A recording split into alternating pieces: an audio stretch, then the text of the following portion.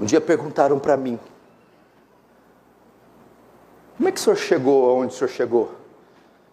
O senhor tem as coisas que o senhor tem? Como é que tudo isso aconteceu? O senhor não tem família, o senhor não tem pai, o senhor não tem árvore genealógica, o senhor não tem recurso, o senhor veio do nada, com lugar nenhum. Como? What secret? Jejum e oração. Eu acreditei no poder que estava aqui contido. E ele está disponível para você.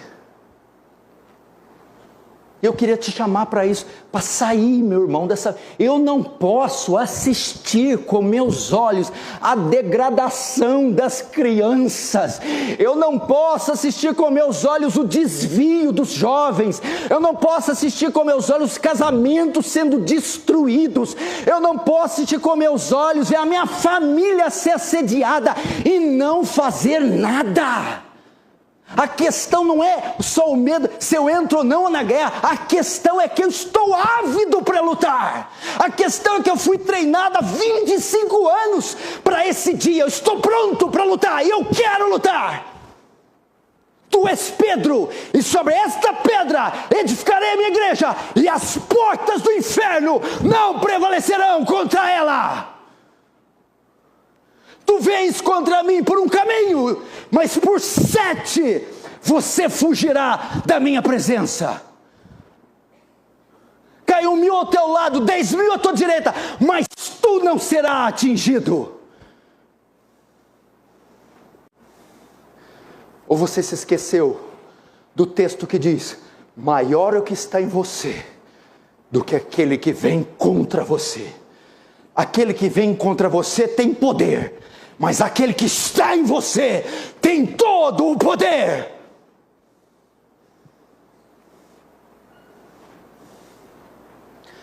Estou ávido para lutar. Somos soldados. Eu não quero ficar passeando em Sião. Eu não quero ficar vendo a decoração de Sião. Eu quero lutar em Sião. Deus chamou você para lutar. Sabe o que Salomão foi? Um dos piores reis de Israel. Salomão reinou por 40 anos. Você já soube disso? Que na época de Salomão não teve guerra. Salomão escondeu as armas. Salomão foi covarde. Não teve guerra. Salomão era passapanista. Salomão era ecumênico, pacifista. Introjetou um monte de heresia e sincretismo no seio de Israel. Lutero disse: a paz, se possível. Mas a verdade, essa a qualquer custo. Fomos chamados para lutar. Então quero convocar vocês, essas 5 dias, paz, todos vocês se levantarem, alçarem a voz de vocês, e em jejum, humilhação, saírem em defesa dos seus filhos, e não permitir que nenhum fio de cabelo deles seja tocado pelo mundo, pelo diabo, ou por essas ideologias. O mesmo para os maridos, o mesmo para as esposas, e o mesmo para os filhos. Até pelo Brasil, mas uma dona de casa orando aqui do Leporace, pelo Brasil, vai ter algum efeito? Pode ser que Deus tenha misericórdia do Brasil inteiro por causa da sua oração, minha irmã do Leporace. Pelo parlamento, o Congresso, o Senado, o Executivo, o Judiciário, o Legislativo? Sim. A história diz que quem livrou a Inglaterra do banho de sangue da Revolução Francesa foi John Wesley, Charles Wesley, George Whitefield. Crentes E o avivamento que lá aconteceu mexeu na política, na cultura, na economia, nas eleições. E o que dizer de John Knox? Lembra de que país ele era? Escócia. Ele deixa o país, quando ele deixa, a religião oficial da Escócia era catolicismo. Quando John Knox volta, acho que 1749, ele volta como a Escócia toda católica. Em 1950, um ano após a sua volta, o parlamento decreta que a religião oficial da Escócia agora tem que ser o protestantismo, por causa das orações, dos jejuns e da influência de John Knox, um homem só. Um homem se pondo de joelhos e dizendo: dá-me as almas da Escócia, senão eu morro. Eu imagino o inferno inteiro entrando em convulsão, abalos sísmicos, e ele: dá-me a Escócia, dá-me a Escócia. Um só homem, um só homem.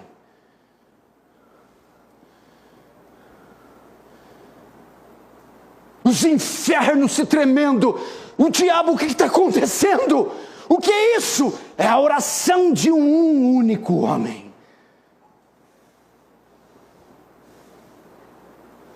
E você não vai conseguir orar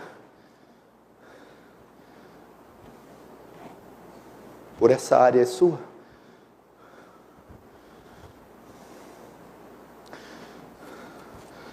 Israel observava